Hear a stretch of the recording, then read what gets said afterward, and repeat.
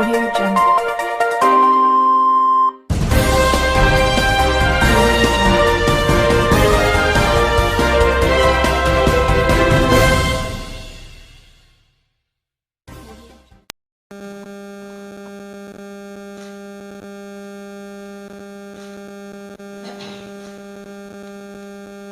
आज मैं सबसे पहले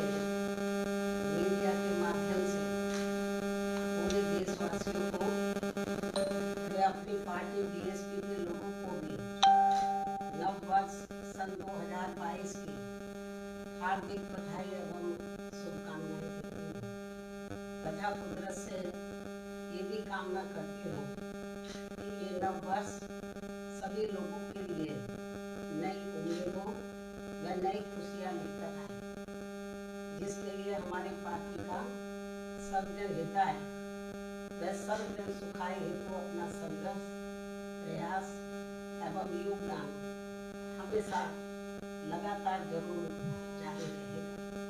साथ ही देश के करोड़ों गरीबों, कमजोर तबकों, मजदूरों, किसानों, युवाओं, छोटे व्यापारियों, महिलाओं व अन्य मेहनत कश लोगों को भी वर्तमान में फिर से शुरू हो गई कोरोना बीमारी आदि के इस कुदरती मार के साथ साथ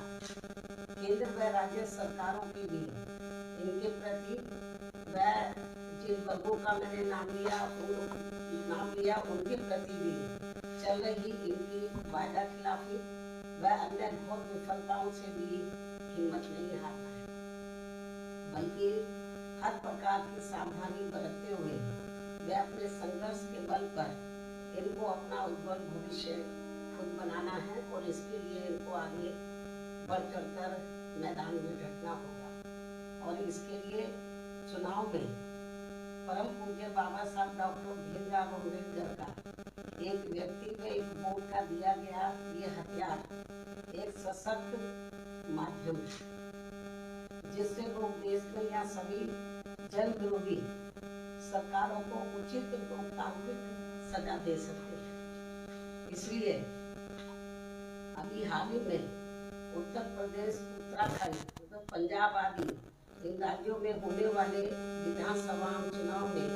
अपने इस हथियार के जरिए ही वर्तमान में चल रहे अपने बुरे दिनों से मुक्ति पाकर थोड़े अच्छे दिनों की तरफ सार्थक प्रयास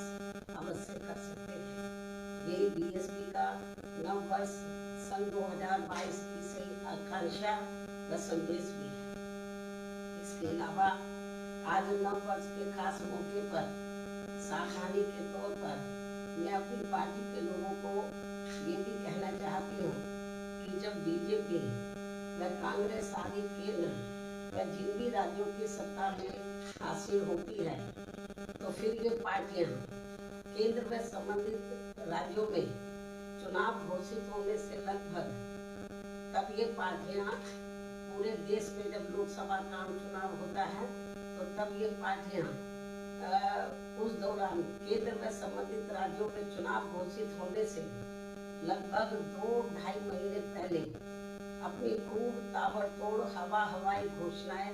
शिलान्यास, उद्घाटन व लोकार्पण आदि करती है तथा उनकी आड़ में सरकारी खर्चे से अपनी खूब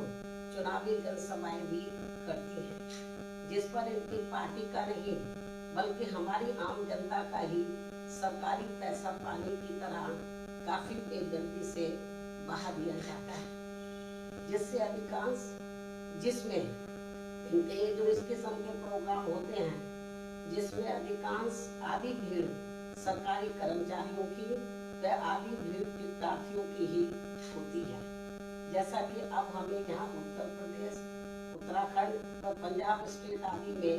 देखने के लिए मिलता है। और इतना ही नहीं बल्कि अब यह ठंड में जो इनको गर्मी चढ़ी हुई है ये सरकार के गरीबों के खजाने की ही गर्मी इन्हें चढ़ी हुई है। तो अब ये सरकारी खजाने का पैसा इस्तेमाल करके प्रोग्राम कर रहे हैं। मैं इस बात को फिर दोहराना चाहती हूँ। और इतना ही नहीं बल्कि अब यह ठंड में जो इनको गर्मी चढ़ी हुई है ये सरकार के गरीबों के खजाने की ही गर्मी लेकिन जब ये पार्टियां सत्ता में नहीं होती हैं तो तब ये पार्टियां हमारी पार्टी की तरह ही चुनाव घोषित होने से कई कई महीने पहले तब ये सब ताबड़तोड़ जनसभाएं आदि नहीं करती है और फिर इनको अपने विरोधियों पर ठंडी गर्मी व हमारी संस्कृति के बनाए गए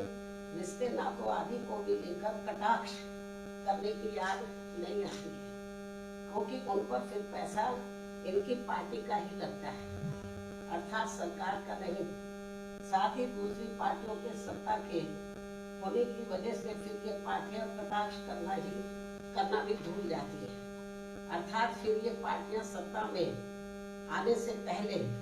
हमारी पार्टी की तरह ही चुनाव घोषित होने के नजदीक केवल स्टेट लेवल पर व कार्यकर्ताओं के विभिन्न स्तर पर अधिकांश अपने अपने कार्यालयों पर ही अपनी तैयारी करती है। ये सभी पार्टियों के साथ साथ हमारे मीडिया बंधुओं को भी मालूम है। वैसे भी इन सब मामलों में हमारी पार्टियों की नकल करने में विश्वास नहीं रखती है, बल्कि अपनी पार्टी के लोगों की आर्थिक स्थिति को ही ध्यान में रखकर पूरे सूझबूझ से काम करती है। क्योंकि मुझे इस बात का एहसास है कि यदि मैं इन पार्टियों की तरह इनकी नकल करके आए दिन खूब जनसभाएं आदि करती हूँ तो फिर मेरे लोग चुनाव के समय में जनसभाओं आदि करने के लिए ज्यादा आर्थिक बोझ नहीं उठा पाएंगे, क्योंकि हमारी पार्टी गरीबों बुजुर्गों की पार्टी है। दूसरी पार्टियों की तरह धन्ना सेठों या पूंजीपतियों की पार्टी नहीं है। हमारी पार्टी के साथ साथ एक मूवमेंट भी है, और यदि हम दूसरों की नकल करेंगे तो इससे फिर पार्टी को धन के अभाव होने पर चुनाव में काफी कुछ नुकसान पहुंच सकता है। कहने का तात्पर्य ये है कि चुनाव की तैयारी को लेकर हमारी पार्टी की अलग कार्यशैली व तौर तरीके हैं जिसे हम बदलना नहीं चाहते। चाहे तो विरोधी पार्टियां कटाक्ष करे या मीडिया भी खूब उल्टा सीधा लिखे, लेकिन चुनाव को तैयारी को लेकर हमारी पार्टी की अलग कार्यशैली व तौर तरीके हैं जिसे हम बदलना नहीं चाहते हैं। वैसे भी हमारी पार्टी की इस कार्यशैली के लिए दूसरी पार्टियों को हमारी चिंता नहीं करनी चाहिए, हमें खुद अपनी पार्टी की चिंता है। इसलिए आज मैं नव वर्ष के मौके पर पूरे देश में अपनी पार्टी के लोगों को यही कहना चाहती हूँ कि हमारी पार्टी का खासकर चुनाव के दौरान कार्य करने का जो तौर तरीका व कार्यशैली है तो उन्हें उस पर ही अमल करके अपनी पार्टी का इस चुनाव में बेहतर रिजल्ट लाना चाहिए। और यदि हम इस मामले में दूसरी पार्टियों की नकल करते हैं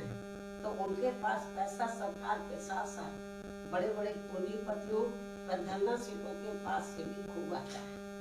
जिनको फायदा पहुंचाने के लिए ये पार्टियां शुरू से ही यहाँ गरीबों व कमजोर तबकों का लगातार शोषण करती आ रही है। इस खास अपील व अनुरोध के साथ ही अब मैं पुनः पूरे देशवासियों व अपनी पार्टी के लोगों को भी नव वर्ष सन 2022 की हार्दिक बधाई एवं शुभकामनाएं देती हूँ। लेकिन इसके साथ साथ यहाँ मैं ये भी कहना चाहती हूँ कि इस नव वर्ष के पहले दिन जम्मू कश्मीर के वैष्णो देवी मंदिर में दर्शन के दौरान जो वहां पर बहुत बड़ा हादसा हुआ है जिसमें कई लोगों की मृत्यु हो गई है व बड़ी संख्या में लोग बुरी तरीके से